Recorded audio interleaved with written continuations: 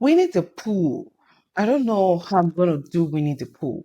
Yeah, I watched it as a young girl, and I have an inspiration, although I have an inspiration.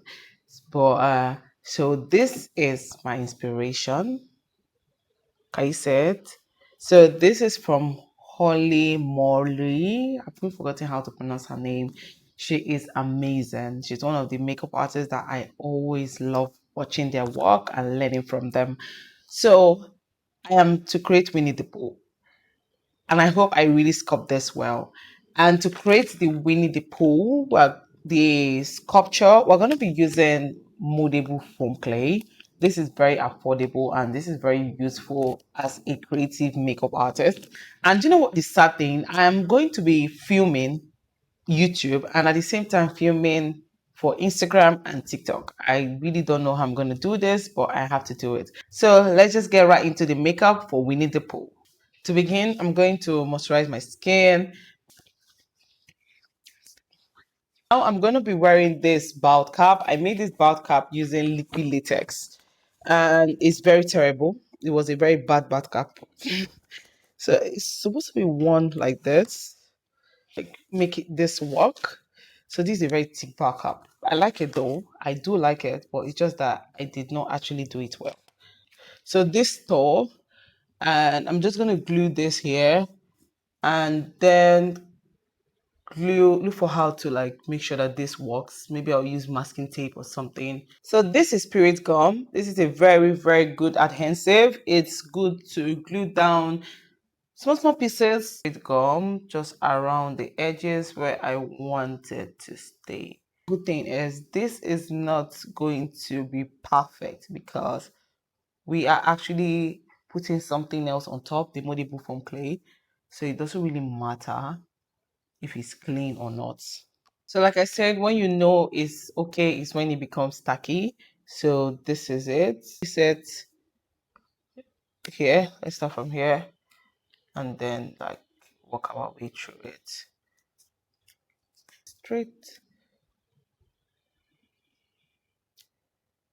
Okay, so since all here is well glued, what we're going to do is use a bobby pin to hold this edge because we're not working with this edge. Oh, my hair! For this side, I'm just going to use mask sellotape to like sellotape this area. All I need to do, all I need is the life to see. It's me and my girlfriend, me and my girlfriend. So I just thought about something. I'm going to film the after on a white backdrop, but for now, let's just keep going. So this is how the model foam clay looks like. So I'm just going to spread it around the head area. Water is what makes it blend easily. Let's just send it a bit to the back. Now we have to do the ears. I'm going to put a circle and then make something like this. Oh boy, small. Something like this. Yeah, I think I like this. So that one, because I kind of like this other one very well. Trying to take cake. I'm using strength.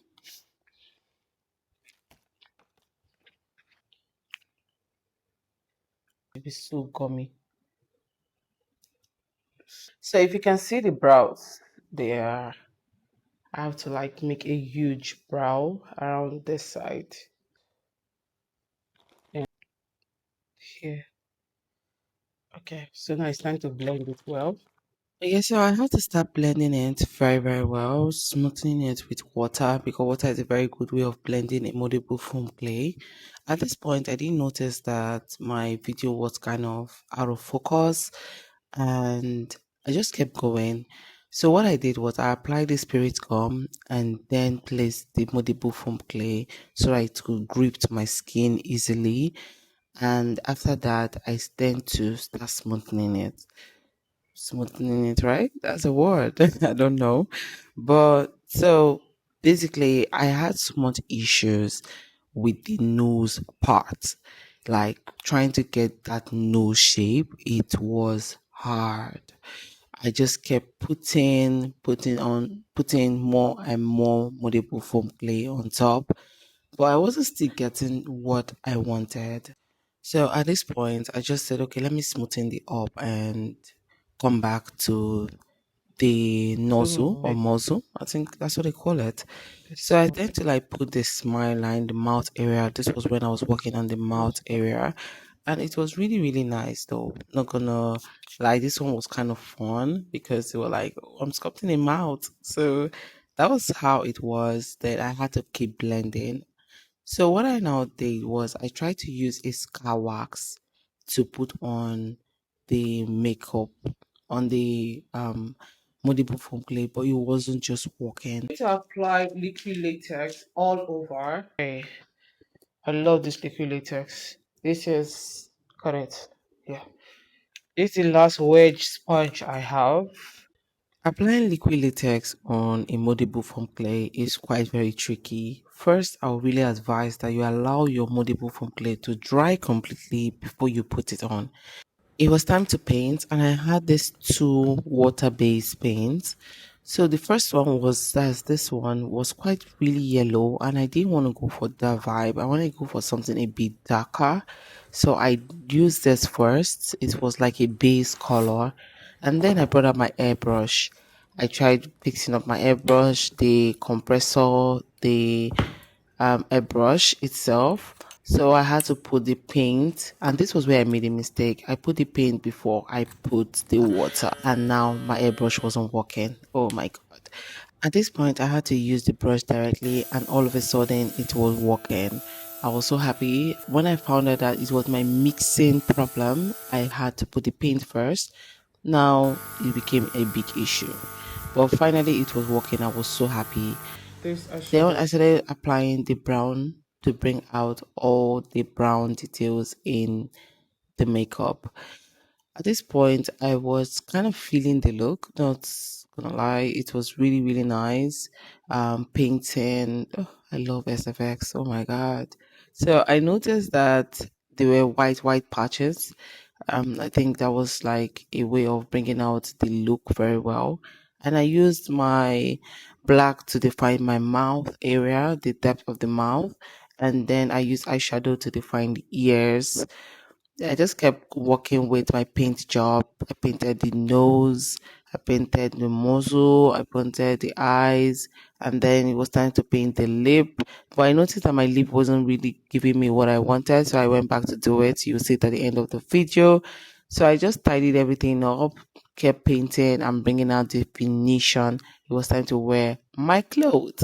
My Winnie the Pooh clothes, such a very cute sweater. I had to buy this because I was like, nah, I like it. I need to do it. So this was when I was already done.